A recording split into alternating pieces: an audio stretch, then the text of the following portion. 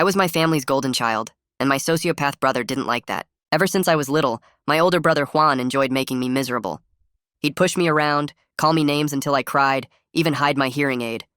But I never blamed him. I figured he was just angry.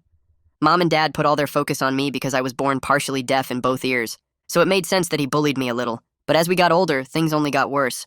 He started ripping up my homework and stomping on projects. He started deleting my games from my phone just to force me to restart over and over. And on my 15th birthday, he stole all the money my relatives gave as a gift, straight from my piggy bank. I was seriously upset because he knew I donated that money to the deaf community, and that year I wasn't able to donate anything. I tried getting Mom and Dad involved, it only made Juan angrier. So this year, Juan really stepped things up. I had a huge presentation for my history class worth half my grade. I'd spent 3 weeks preparing and practicing with my speech therapist because public speaking was already hard enough with my hearing. The night before the presentation, I left my note cards and visual aids on the kitchen table. When I woke up, they were gone. I searched everywhere but couldn't find them. I had to give my presentation from memory, and I completely froze up in front of the class. I failed. My teacher felt bad and let me redo it for partial credit, but I was humiliated. When I got home, Juan was in his room laughing on the phone with his friends. Man, my brother's such a weirdo. I was shocked and cried to my parents about it for the first time, spilling how he'd hurt and humiliated me for years. They later sat down with him, telling him that he was 18 and had to act like a responsible adult around me, and that if he couldn't respect me, he needed to move out immediately. Juan agreed to leave me alone, but then came my parents' gift again, a fancy little credit card with my name on it and an $8,000 limit. And suddenly I was back on Juan's naughty list, treating me like I asked for the favoritism in the first place.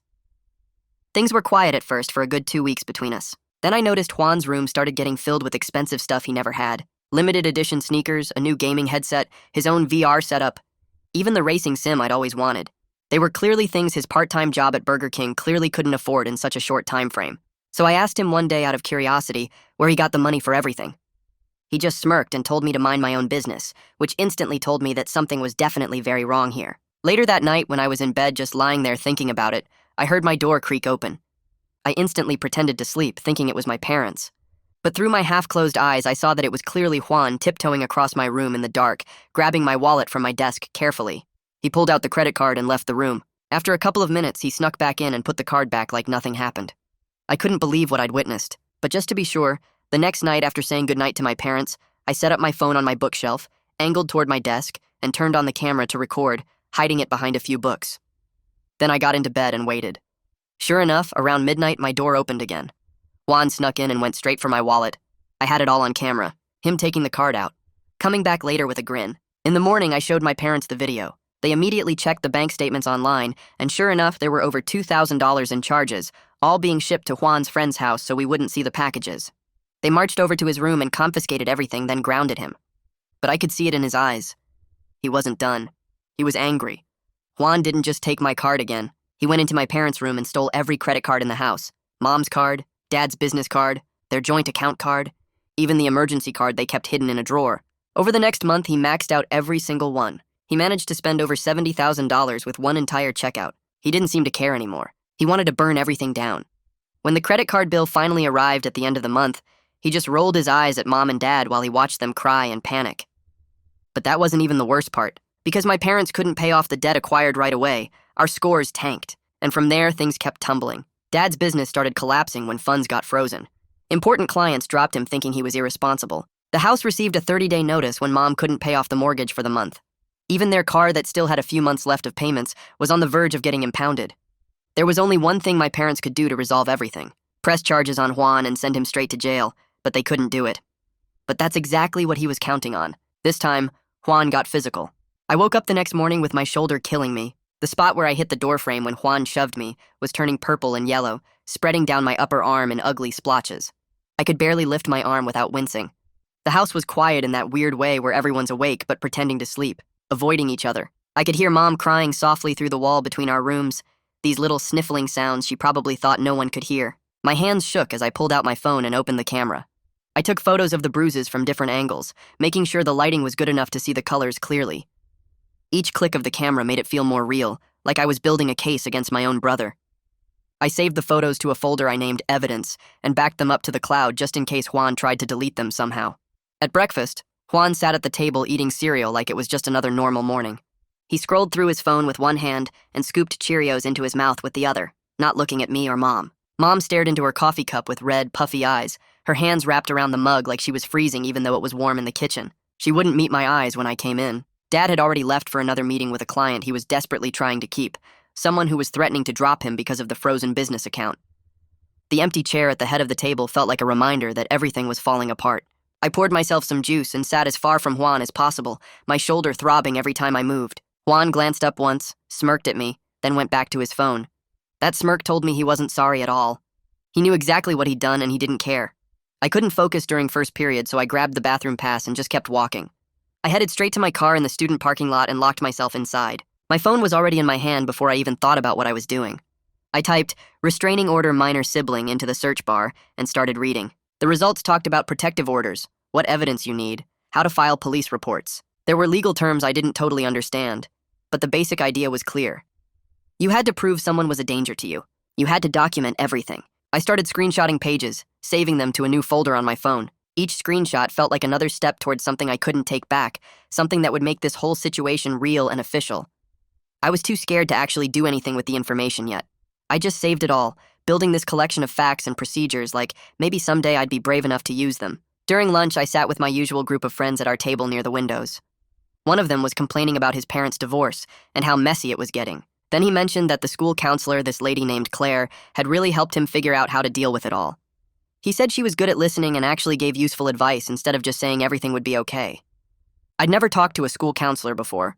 The idea of telling a stranger about my family problems felt wrong somehow, like I'd be betraying everyone. But I also couldn't keep going like this, scared in my own house, documenting bruises like evidence for a crime. I pulled out my planner and wrote down "Counseling Office, Room 104" in tiny letters at the bottom of the page. My handwriting was shaky. The idea of actually going there and saying everything out loud made my stomach hurt, but it also felt necessary, like maybe I couldn't handle this alone anymore.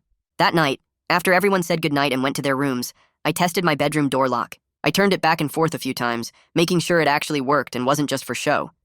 Then I pushed my desk chair under the doorknob like I'd seen in movies, wedging it at an angle so the door couldn't open even if someone had a key. I climbed into bed with my clothes still on, too anxious to change into pajamas. Around midnight, I heard footsteps in the hallway. They were slow and deliberate, stopping right outside my door. I held my breath and stared at the door handle, watching for any movement. The footsteps paused for what felt like forever. Then they moved away, heading back toward Juan's room. I let out a long breath but couldn't relax. Every tiny sound in the house made me jump. The heater clicking on, the refrigerator humming downstairs, a car passing on the street. I barely slept at all, dozing off for maybe an hour before jerking awake again, my heart pounding. The next morning, I gathered everything I had. I opened my laptop and created a new folder labeled Juan Documentation. I dragged in all the screenshots of his purchases from my credit card statements. I added the shipping addresses to his friends' houses that I'd written down. I found the bank statements Mom had left on the kitchen table, buried under a pile of bills, and took photos of the pages showing all the maxed out cards. I organized everything by date, creating subfolders for each month. I typed up a list of amounts and what he'd bought, keeping it simple and clear. $70,000 total. VR setup, racing sim, limited edition sneakers, gaming equipment, all of it shipped to addresses that weren't ours. Looking at it all laid out like that made it feel more real and more overwhelming at the same time. It felt like preparing for something huge, something I couldn't take back once I started. But I kept organizing, kept adding details, because at least it gave me something to do besides be scared. Between third and fourth period, I finally walked into the counseling office. My legs felt shaky, and my voice came out weird when I asked the secretary if I could make an appointment with Claire Middleton.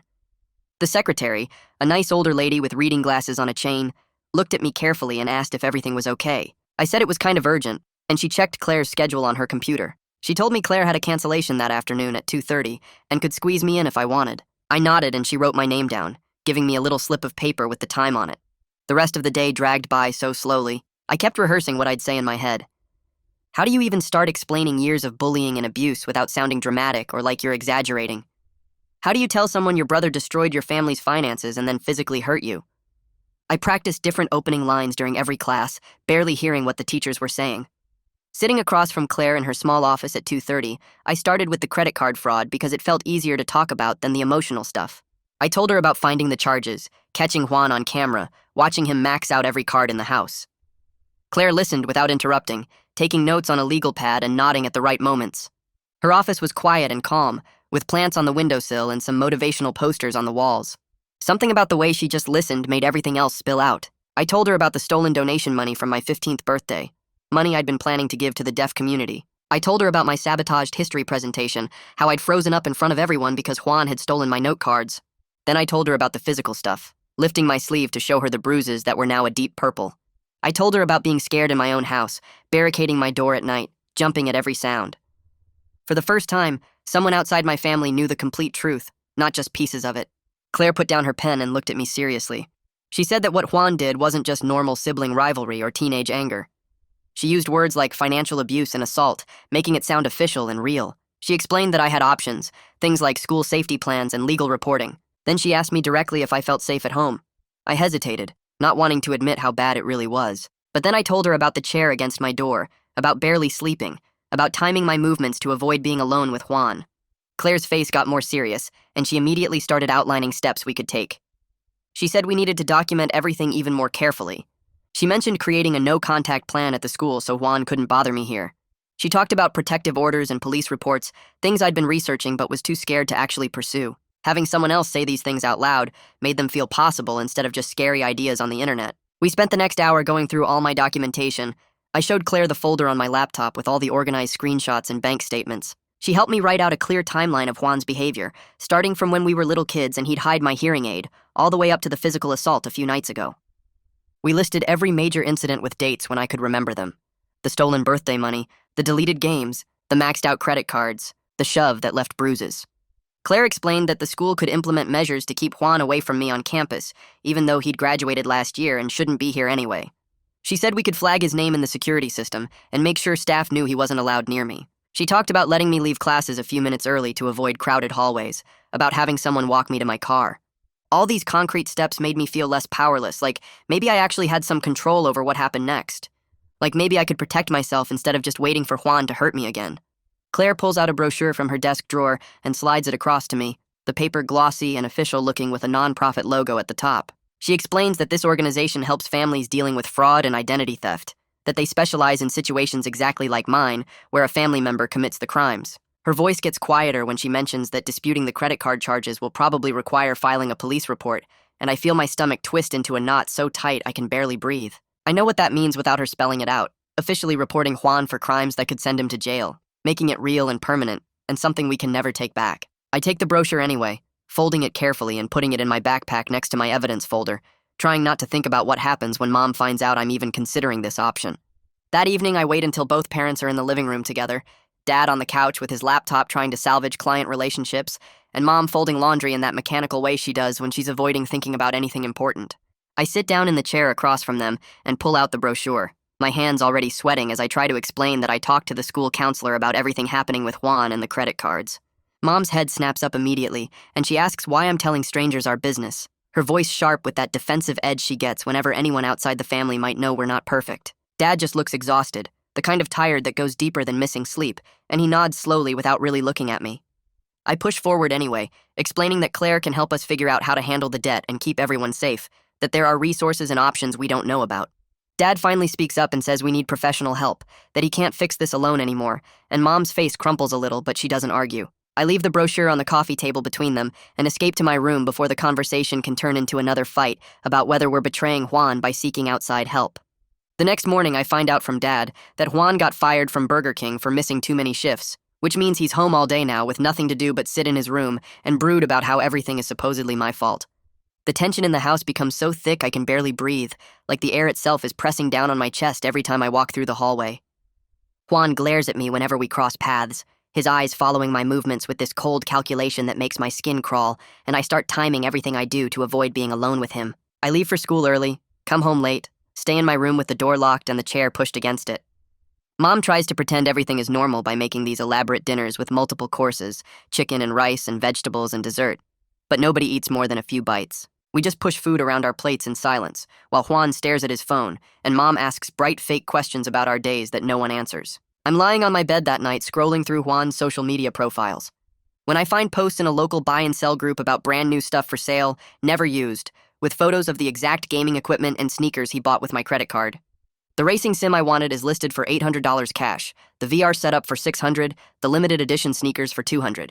He's been reselling everything to his friends and random people online, probably building up cash for whatever his next move is, and the casual way he's doing it makes my blood run cold. I screenshot every single post, making sure to capture the dates and prices and his username clearly visible, then add them all to my evidence folder in a new section labeled reselling. The folder is getting huge now, dozens of screenshots and documents organized by category, and part of me feels sick about documenting my own brother's crimes this thoroughly, while another part knows this is the only thing keeping me safe. Claire helps me set up a meeting with Quentin Rapp the next day during my free period, the school administrator who handles safety issues and student protection plans. We sit in his office with the timeline printed out, all the incidents listed in chronological order with dates and details, and I explain my concerns about Juan showing up on campus to harass me, even though he graduated last year and has no reason to be here.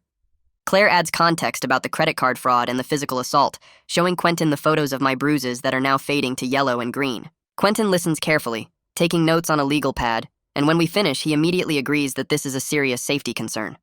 He picks up his phone and calls the campus security office right there, instructing them to flag Juan's name in their system and notify all staff that he's not allowed on the school property or near me. He asks for a recent photo, and I pull one up on my phone from Juan's social media, watching Quentin forward it to the security team with instructions to call police if Juan is spotted anywhere near campus. The school implements a whole safety plan over the next few days that feels both excessive and completely necessary at the same time. I get permission to leave all my classes 5 minutes early so I can get to my next class or my car before the hallways fill up with crowds where Juan could blend in. A staff member walks me to my car every afternoon, usually the security guard or sometimes a teacher who has parking lot duty anyway. They give me a direct number to campus security that goes straight to a person instead of voicemail, and Quentin makes sure all my teachers know to let me step out immediately if I feel unsafe without asking questions. It feels like too much until I remember Juan breaking my hearing aid on purpose years ago, yanking it right out of my ear because he knew it would hurt me in a way that mattered, and then all these precautions seem completely reasonable. Quentin also takes the nonprofit brochure I brought and calls Eleanor's office himself, explaining our situation and setting up an appointment for my parents next week. He tells them it's a school referral for a student safety issue, which apparently moves us up the waiting list. At home that evening, Dad gets another call from a client canceling their contract, and I can hear him through my closed door trying to explain that the bank issues are being resolved, that he's still the same reliable contractor they've worked with for 5 years. His voice breaks halfway through, and I have to turn up my music because I can't stand hearing my father beg someone to give him a chance. When he finally hangs up, I hear him tell Mom that the bank flagged his business account for suspicious activity, and now clients think he's involved in something shady, that his reputation is being destroyed by Juan's spending spree. Mom just sits at the kitchen table when I come out for water, staring at the pile of bills spread out in front of her, picking them up one by one, and putting them down again like she's trying to solve a puzzle with no solution. I grab my water and go back to my room, feeling the weight of how Juan's actions are destroying everything Dad spent years building. Every client relationship and professional connection crumbling because of fraud my brother committed in a few weeks. Juan corners me in the hallway 2 days later when both our parents are out running errands, and I don't even hear him coming until he's right there blocking my path to my room. He gets close enough that I can smell cigarettes on his breath, this stale smoke smell that makes my stomach turn, and his voice is quiet when he says, "I better not be running my mouth to people at the school about family business."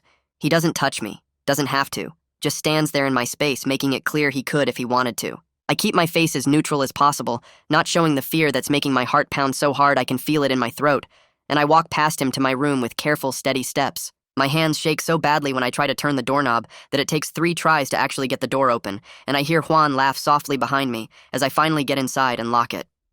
I push the chair against the door and sit on my bed trying to breathe normally, telling myself that he didn't actually hurt me, that nothing happened, but my whole body is trembling anyway.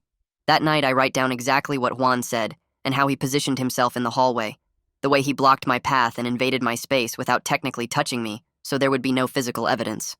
Claire told me during one of our meetings that patterns matter more than individual incidents, that even things that seem small add up to show someone's intent and behavior over time. I include details about the cigarette smell, the quiet, threatening tone, how close he stood, the laugh when my hands shook. Then I email the notes to myself so there's a timestamp proving when I wrote this, creating a record that can't be altered or deleted later. I add the email to my evidence folder under a section I labeled Intimidation and Threats, watching the folder grow larger with each incident I document. Part of me hates that I'm doing this to my own brother, but a bigger part knows that documenting everything is the only thing standing between me and whatever Juan might do next. The next day, Claire gives me a business card with Eleanor Vasquez's name and contact information printed on thick cream-colored paper that feels official and important in my hand. She explains that Eleanor specializes in helping families navigate fraud situations, that she's worked with cases like ours before, where a family member commits the crimes and everyone else has to deal with the aftermath. Claire is honest that it won't be easy, that disputing the charges and managing the debt will take months of work and documentation. But Eleanor knows the system and can help my parents understand their options.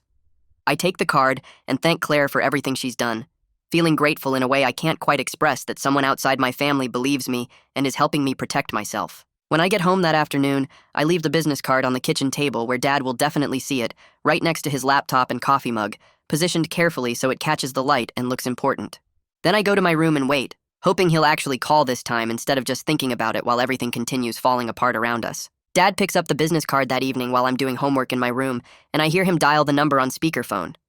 Eleanor answers on the third ring, and Dad starts explaining everything in this tired voice, how his 18-year-old son stole and maxed out every credit card in the house, over $70,000, all shipped to friends' addresses so they wouldn't see the packages arriving. There's a pause, and then Eleanor asks if they've filed a police report yet, and the silence stretches so long I stop writing to listen. Dad finally says no in this quiet way, and Eleanor explains that's probably necessary to dispute the charges as fraud with the credit card companies, that without a police report naming Juan, they'll hold my parents responsible for all of it. Dad's face goes completely gray when he walks past my doorway a few minutes later, and he won't look at me. Mom and Dad have a huge fight that night after they think I've gone to bed, but I can hear everything through the walls. Mom's crying and saying she can't send her son to jail, that Juan's just angry and confused and needs help, not punishment. Dad's voice sounds different from I've ever heard it, cold and flat when he says Juan destroyed their lives on purpose and needs to face real consequences for once. Mom keeps saying there has to be another way, and Dad keeps asking what way exactly. What other option do they have when they're about to lose the house? I listen from my room with my pillow over my head, feeling guilty for starting this whole chain of events, even though I know logically I didn't cause any of it. Juan must sense something's changing in the house because over the next few days, he starts being super nice to Mom in this obvious fake way. He offers to help carry in groceries when she gets home from the store. He compliments her cooking at dinner and asks for seconds. He even cleans the kitchen without being asked, wiping down counters and loading the dishwasher while humming. I watch him play the misunderstood son who's trying so hard, and I can see Mom softening toward him, her face getting less tense when he's around. It makes me so angry I want to scream because she's falling for the exact same pattern that's let him hurt me for years.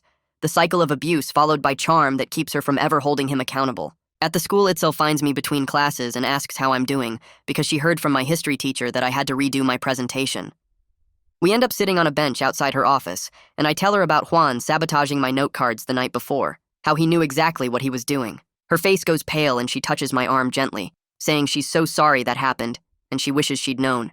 She offers to help me practice any future presentations way in advance and says I can keep backup copies of all my materials in her office where they'll be safe.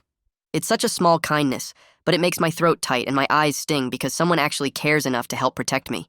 After school that day, I finally work up the courage to drive to the police station just to ask about options without committing to anything yet. The officer at the front desk is this older guy with kind eyes who stays patient when I stumble through explaining that my brother assaulted me and stole from my family. He doesn't rush me or act like I'm wasting his time, just listens carefully and takes notes. When I finish, he gives me information about filing a report and explains that both the assault and the credit card fraud are crimes the police take very seriously, especially when the amounts are this high. He asks if I have any documentation, and I show him my phone with all the photos and screenshots. He nods and says I've done good work keeping records. I end up filing an incident report right there, giving them printed copies of everything. Photos of my bruises from when Juan shoved me, screenshots of purchases from my credit card statement, the timeline Claire helped me create with dates and amounts. The officer assigns me a case number and writes it down on a card, saying a detective will follow up within a few days to get a full statement. Walking out of the police station, I feel like I've crossed some kind of line I can't uncross, like I've officially betrayed my family by involving outsiders. But I also feel lighter somehow, like I'm not carrying all of this alone anymore. When I get home and tell my parents I filed a police report, Mom looks at me like I just stabbed her in the back. She keeps saying, "How could you and he's your brother?" Like those facts somehow erase everything Juan's done to me and to them. Dad just sits at the kitchen table silently, and I can't tell if he's mad at me for taking action or relieved that someone finally did what needed doing. Juan isn't home, and I'm glad because I know the explosion is coming when he finds out what I did. Detective Heath calls 3 days later and asks to meet with me and my parents at our house. He shows up right on time, this middle-aged guy with gray hair and a calm voice who's handled financial crimes before. He sits at our kitchen table and walks us through what happens next in this straightforward way. Interviews with everyone involved, evidence gathering from banks and credit card companies, potential charges that depend on what the district attorney's office decides. He's honest that prosecution isn't guaranteed and depends on the strength of evidence, but he looks at my documentation folder and says what I've put together is really substantial. Heath explains that the credit card fraud alone is a felony because of the amount, and the assault on me adds another criminal charge. He warns us that if Juan feels cornered, he might escalate his behavior and asks directly if we have safety concerns at home. When I mention the chair I push against my door at night, and the way Juan corners me in hallways to intimidate me, Heath's expression gets more serious. He suggests we consider filing for a protective order and gives us paperwork to look over, saying it would legally require Juan to stay away from me. The next day, Juan and I get into an argument about whose turn it is to take out the trash, something completely stupid and normal. But it escalates fast because everything between us escalates now. He starts yelling that I never do anything around the house, and I yell back that at least I don't steal from everyone. His face goes red and he moves toward me fast, grabbing my hearing aid right out of my left ear before I can react. He throws it hard against the wall and I hear it shatter into pieces, plastic and electronics scattering across the floor. The sudden silence in my left ear is completely disorienting, like half the world just disappeared.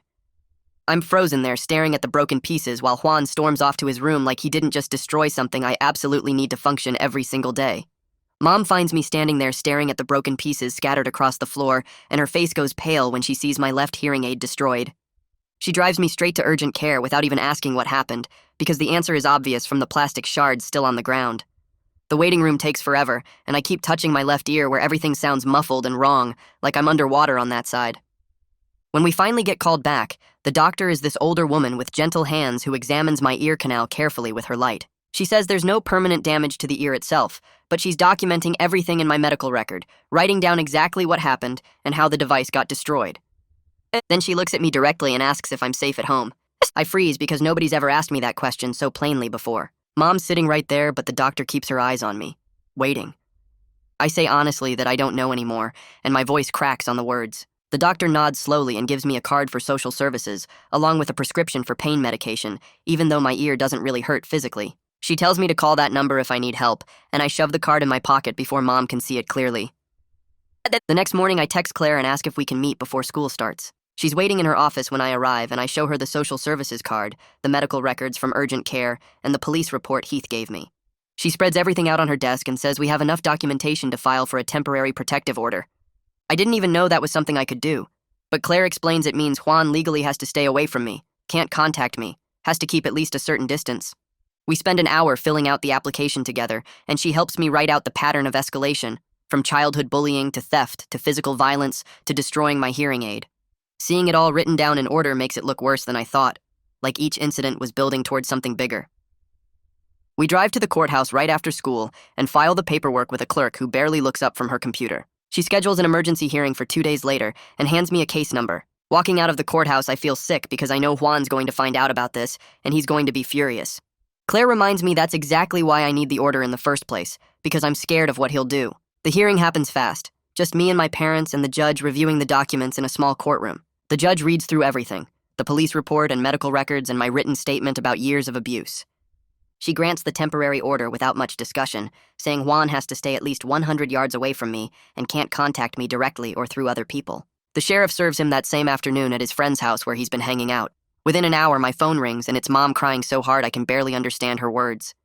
She's saying Juan has nowhere to go now, that I've made him homeless, that this is too far. I feel guilty immediately because he's still my brother, and now he's got a legal order against him. But I also feel relieved in a way that makes the guilt worse because he can't hurt me if he's not allowed near the house.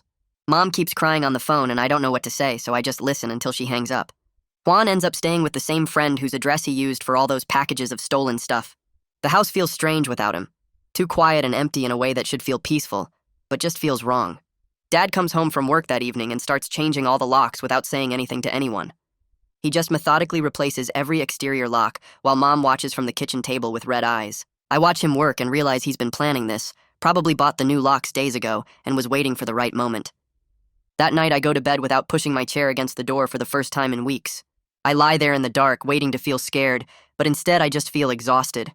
I sleep through the entire night without waking up once. Eleanor schedules a meeting with my parents to go over their financial situation in detail. I sit in her office listening while she pulls up spreadsheets and bank statements on her computer. It's worse than I thought. They're 3 months behind on the mortgage, and the bank is threatening foreclosure. Both cars are at risk of getting taken back because they can't make the payments. Their credit scores have dropped into the 400s, which Eleanor says is basically financial disaster territory. She helps them make a list of which debts to pay first, which ones to try negotiating, which ones to dispute. She starts the process of fighting the fraudulent charges with the credit card companies, but she's very clear that without a police report officially naming Juan, the companies won't budge. They need that report to prove it was fraud and not just my parents being irresponsible. Dad's face looks gray when she explains this, and Mom won't look at either of us. Heath calls a few days later and says he's been coordinating with the friends Juan used for shipping addresses. He managed to recover some unopened packages before Juan could resell everything for cash. It's maybe $3,000 worth of gaming equipment and shoes, still in boxes. Dad can return most of it for partial refunds, which isn't much against $70,000, but it's something. Heath also got written statements from the friends confirming that Juan specifically asked to use their addresses and that they had no idea what he was doing. Those statements make the fraud case stronger because they show Juan was deliberately hiding his actions. Heath sounds satisfied when he tells us this, like pieces of a case are coming together. Then someone named Raj Levy from the district attorney's office contacts us about potential charges. He's got this calm professional voice on the phone, and he walks us through what might happen next. Given Juan's age and the fact he doesn't have any prior criminal record, they might offer a plea deal instead of pushing for jail time. Probation, mandatory counseling, a restitution payment plan where Juan has to pay back what he stole over time. Raj is honest that it all depends on whether Juan accepts responsibility for what he did and whether we're willing to participate in the process. He needs to know if we'll cooperate with prosecution or if we're going to try handling this as a family matter. Dad says we'll think about it and call him back. That night, Mom and Dad have a huge argument that lasts for hours. I can hear them from my room even with my remaining hearing aid turned down low. Mom keeps saying she can't send her own son to jail, that he needs help, not punishment, that this will ruin his entire life. Dad's voice is cold and hard when he responds. He says Juan already ruined his own life and destroyed theirs in the process. He says they're going to lose the house without those fraud disputes, and the disputes require following through with criminal charges. Mom's crying again, but Dad won't back down. His position is clear and simple. They'll lose everything if they don't cooperate with prosecution. When the mail comes the next day, there's a foreclosure notice from the bank giving them 30 days. Mom reads it and her hands shake so badly she drops the paper. She finally agrees they don't have a choice anymore. It's not about punishing Juan or teaching him a lesson. It's about survival. They either press charges or lose their home. I spend the weekend at Claire's office processing everything that's happened. She helps me work through the guilt that keeps crushing my chest every time I think about Juan facing criminal charges because of me. I keep saying it's my fault, that I started this by filing that police report, that I'm the one who got him in trouble. Claire challenges me on every point. She asks if I stole the credit cards or if Juan did that himself. She asks if I threw my own hearing aid against the wall or if Juan made that choice. She walks me through the difference between protecting myself and attacking Juan. She explains that consequences for his choices aren't my fault just because I reported what he did. It's hard to believe her because the guilt feels so real and heavy, but I'm trying to hold on to the idea that I deserve to be safe, even if it makes things complicated for my family. Claire says that's not selfish. It's basic self-preservation. Claire arranges a family meeting at the school with just my parents and me. No Juan, no lawyers, no legal people, just the three of us and Claire talking about boundaries.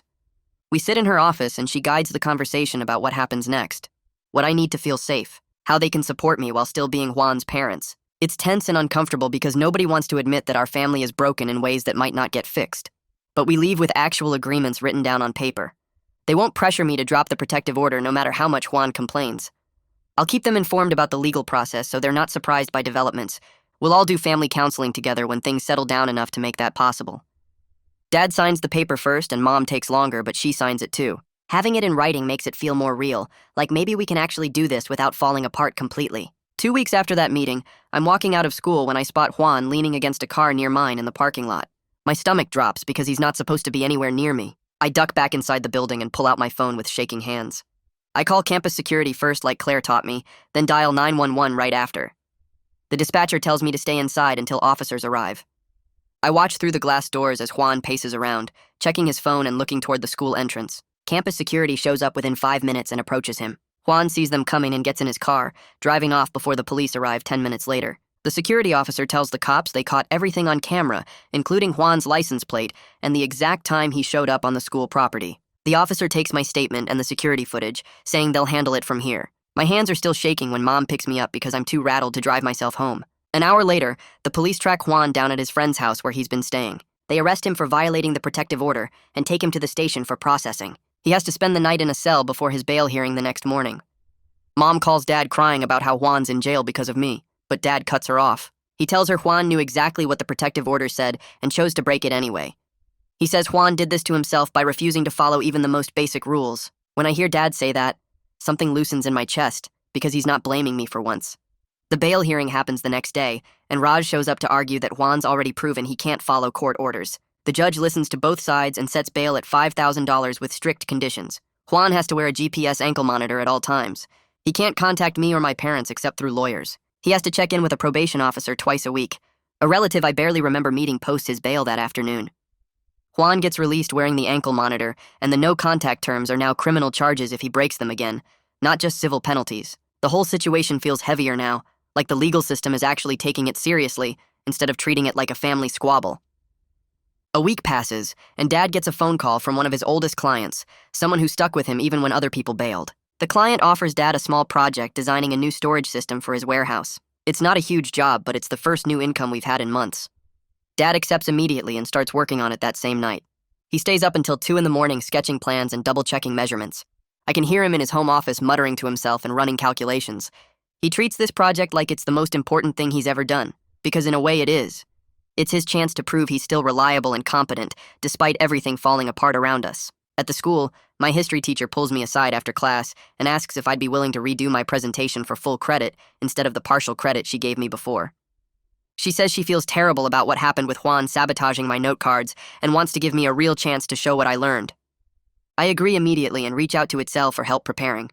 We spend 3 afternoons practicing in her office. She helps me work through the parts where my hearing makes it hard to gauge my own volume and pacing. She records me on video so I can watch myself and fix the awkward pauses. When presentation day comes, I deliver the whole thing smoothly, even with my damaged hearing aid crackling occasionally. I handle the questions from classmates without freezing up. My teacher gives me an A and writes a note on my grade saying she's proud of how I bounced back. Getting that grade feels like taking back something Juan tried to steal from me. Raj emails me a few days later, asking if I can write a victim impact statement for the plea negotiations. He explains that it helps the prosecutor and judge understand how Juan's actions affected me personally. I sit down at my computer and start typing. I write about the years of bullying that made me think abuse was normal. I write about the donation money he stole that I'd been saving for the deaf community. I write about my destroyed hearing aid and how scared I felt in my own house. The words come out harder than I expected because putting it all down in one document makes it feel bigger and more real. Claire comes over one evening to help me revise it. She helps me focus on specific facts and feelings without making it sound dramatic or minimizing what happened. We work on it for 2 hours until it's clear and honest. The plea deal gets worked out over the next few weeks through Juan's lawyer and Raj going back and forth. Juan agrees to 2 years probation with mandatory anger management and counseling sessions. He has to pay $200 every month toward restitution until the $70,000 debt is covered. There's a 1-year no-contact order that can only be reviewed after he completes his counseling program. He won't go to jail, but he'll have a felony record that follows him forever. Raj calls Dad to explain the terms and says it's fair given all the circumstances. My parents talk about it that night and reluctantly agree it's better than going through a trial. Mom's still upset that Juan will have a criminal record, but Dad points out that Juan created that outcome himself. The first restitution payment of $200 shows up in my parents' account the following month. Dad does the math out loud at dinner and realizes that at this rate it'll take Juan almost 30 years to pay back what he stole. $200 a month barely makes a dent in $70,000. But Eleanor calls a few days later with better news. She explains that the plea deal where Juan admitted to fraud makes our case much stronger with the credit card companies. Over the next 2 months, she helps my parents dispute the charges by providing the court documents and police reports. The credit card companies end up removing about 40% of the fraudulent charges from our accounts. It's not everything, but it's enough that my parents can actually negotiate payment plans they might be able to handle. Eleanor keeps working with the credit card companies and gets them to agree to settle the remaining debt for reduced amounts since Juan pleaded guilty. She creates a debt management plan that rolls everything into one monthly payment instead of 5 separate bills. My parents' credit scores are still destroyed, sitting somewhere in the low 500s. But they have a clear path forward now instead of drowning in bills they can't possibly pay. Eleanor shows them a timeline that says if they stick to the plan, they can be debt-free in 5 years and have decent credit again in 3. It's a long road, but at least it's a road that actually goes somewhere. Dad makes the hard decision to close his office space to cut costs. He moves all his equipment and files into our spare bedroom and starts working from home full-time. They refinance the mortgage under some kind of hardship program that extends the loan term but lowers the monthly payment enough that they can actually afford it. The house is safe for now, which feels like a massive win, even though nothing else feels good. They put Dad's truck up for sale and plan to share Mom's car between them. Everything about our life is smaller and tighter than it used to be. We eat cheaper meals and I stopped asking for anything that isn't absolutely necessary. But we're not losing our home, and that has to count for something even when it doesn't feel like winning. Claire called me into her office the following week and handed me a business card for a therapist who worked with the school's mental health program. She said this woman specialized in family trauma and abuse, which felt weird to hear out loud because I'd never really thought of what Juan did as abuse until everyone kept using that word. The appointment started that Thursday, once a week during my study hall period so I wouldn't miss actual classes. The therapist's office was small and quiet, with those comfortable chairs that don't look like regular furniture, and she let me talk without interrupting or trying to fix everything immediately. We spent the first few sessions just going through what happened, and she helped me understand that the guilt I felt about Juan facing consequences wasn't the same as being responsible for his choices. She taught me breathing exercises for when the anxiety got bad, especially at night when I'd hear random noises and think Juan was breaking in. The hardest part was talking about the years of bullying I'd minimized, all the times I told myself it wasn't that bad or that I deserved it for being the favorite. She kept saying healing wasn't a straight line, that some days would feel worse than others, and that was normal. I didn't really believe her at first, but I kept going every week because it helped to have someone outside my family who understood the whole situation. 3 months after Juan took the plea deal, his lawyer forwarded an envelope to our house with my name on it. Inside was a letter from Juan, handwritten on lined paper like he'd done it in some counseling session. He wrote that he knew he'd hurt me and stolen from our family, that he took responsibility for his actions without making excuses about being jealous or angry. The words sounded careful and measured, like someone had told him exactly what to say, and I could almost hear his lawyer coaching him through it. It didn't feel genuine, more like something required for his probation conditions, but my therapist helped me see that even partial accountability was more than I'd ever gotten before. She said I didn't have to respond or forgive him or do anything at all with the letter, that it was okay to just acknowledge he wrote it and move on. I folded it back up and put it in my desk drawer, not ready to throw it away, but definitely not ready to engage with it either. The next week, I told Raj and Claire that I wasn't planning to write back or have any contact with Juan, even after the no-contact order expired in a year. Raj nodded and said that was completely my right, that forgiveness wasn't a requirement for the legal process or for my own healing. Claire agreed and reminded me that setting boundaries was a form of self-care, not selfishness, and that choosing my well-being over family pressure to reconcile was actually really healthy. Saying it out loud to them felt powerful, like I was actively deciding what my life would look like, instead of just reacting to whatever Juan or my parents wanted. Mom started going to a support group for parents dealing with difficult adult children, meeting every Tuesday night at a community center across town. At first, she was defensive about it, insisting she was only going because her friends suggested it. But after a few weeks, I noticed her language changing. She stopped saying things like, Juan was just frustrated, or he didn't mean it that way, and started acknowledging that she'd enabled his behavior by not enforcing consequences earlier. One night at dinner, she actually said out loud that she'd been so worried about being fair to both of us that she'd let Juan get away with hurting me for years. It was painful to watch her confront her own role in everything, seeing her cry over choices she'd made, but it also gave me hope that maybe our family dynamics could actually be different going forward. Quentin and Claire finalized all my school accommodations in a meeting with my teachers, laying out that I could leave classes 5 minutes early. When I needed to avoid crowded hallways, had extended time on any assignments involving presentations, and could use the counseling office as a safe space whenever things felt overwhelming. My teachers got briefed on my situation without all the specific details, just enough to understand why I might need extra support sometimes. The accommodations helped me focus on actually learning, instead of constantly scanning hallways for threats, or worrying about being cornered somewhere. My grades started climbing back up, especially in history where I'd tanked after the sabotaged presentation, and it felt good to care about school again instead of just surviving it. Dad finished the small project for his loyal client, delivering everything exactly on time and under budget, and that client recommended him to another business owner who needed similar work. It was slow and careful, Dad rebuilding his reputation one referral at a time instead of through advertising or his old client base. He had to swallow his pride and take smaller jobs than he used to, but the steady trickle of work meant he could contribute to the debt payments and start recovering professionally. I'd hear him on the phone being extra polite and accommodating, bending over backwards to prove he was reliable despite everything that had happened with the fraud. Eleanor scheduled a 6-month review of my parents' finances and came to our house with a folder full of charts and numbers. She showed them concrete progress, debts decreasing month by month, payment history improving, credit scores slowly climbing from the low 400s into the 500s. She'd created this timeline on her laptop that showed if they stuck to the plan, they'd be completely debt-free in 5 years and have decent credit again in 3. Having that roadmap made all the sacrifice feel purposeful instead of endless, like there was actually an endpoint we were working toward. Dad studied the charts for a long time after Eleanor left, and I saw him exhale like he'd been holding his breath for months. My damaged hearing aid finally got replaced after Eleanor helped us file a hardship claim with the insurance company, providing the police report that documented exactly how Juan destroyed it. The insurance approved it faster than expected, and I got an appointment with the audiologist to be fitted for a new device. Getting my full hearing back in both ears felt like recovering a piece of myself I'd been missing, and I was grateful in a way I couldn't fully express even to my therapist. The audiologist spent extra time adjusting the new device, making sure every setting was perfect, and when she finished, I could hear sounds crisp and clear again. No more muffled conversations or missing half of what teachers said. Heath called to let us know he was closing the active criminal case file, since Juan had completed his first 6 months of probation without any violations. He confirmed that Juan was attending all his counseling sessions, making his monthly restitution payments on time, and complying with every condition of his probation.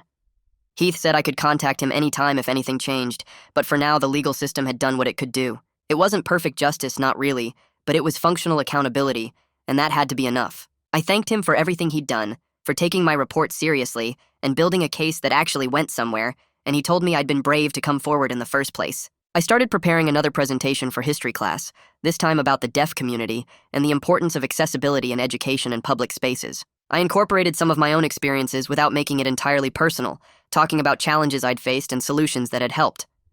Itzel coached me through it just like before, and with my new hearing aid I could hear myself clearly during practice sessions, adjusting my volume and pace. The day of the presentation I felt nervous but ready, not terrified like last time.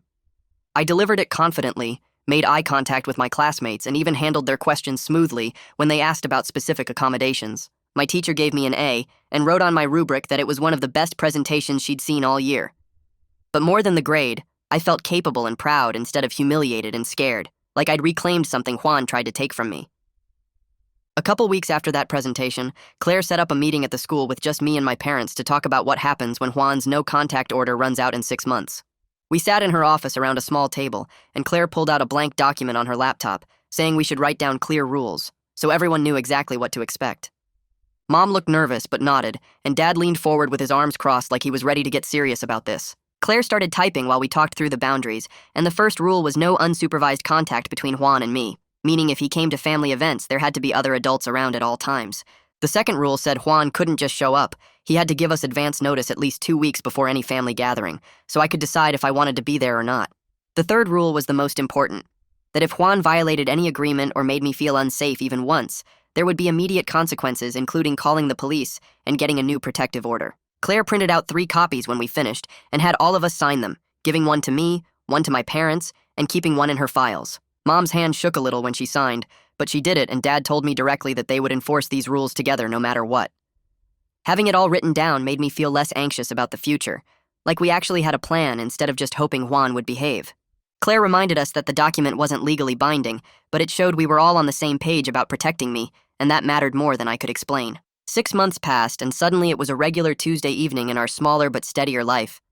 Dad was in his home office working on a new project for the client who gave him that second chance, and I could hear him on the phone discussing design changes in his calm, professional voice. Mom was in the kitchen cooking spaghetti with jarred sauce, nothing fancy, but it smelled good and normal. I sat at the kitchen table doing my algebra homework with both my hearing aids working perfectly, catching every sound from the bubbling pot to Dad's muffled conversation down the hall.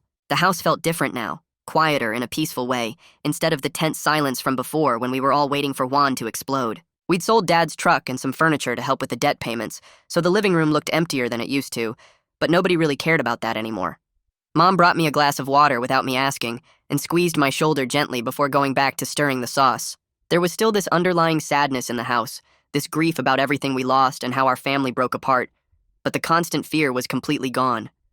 We weren't drowning in panic and bills we couldn't pay. We were managing our budget and making progress even if it was slow. Dad finished his call and came into the kitchen asking what was for dinner, and Mom smiled at him, a real smile, not a forced one. I finished my homework problem and checked my answer twice before moving to the next one, something I couldn't have focused on 6 months ago when I was too scared to think straight. This was enough for now, just being able to sit at our kitchen table doing normal things without watching the door or hiding in my room. I realized sitting there that I felt safer than I had in years, not because everything magically got fixed, but because we finally had systems in place to protect me. We had written boundaries that my parents actually committed to enforcing.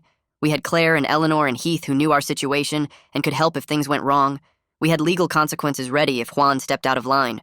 Juan was still my brother, and that would always be complicated and kind of painful, but he couldn't hurt me anymore without immediately facing real consequences that would actually stick. My family had finally chosen protecting me over protecting him from accountability, and even though it took losing almost everything to get here, we were building something more honest now. Life wasn't perfect and probably never would be. We still had years of debt to pay off and damaged relationships to figure out, but I wasn't scared in my own home anymore, and that was everything.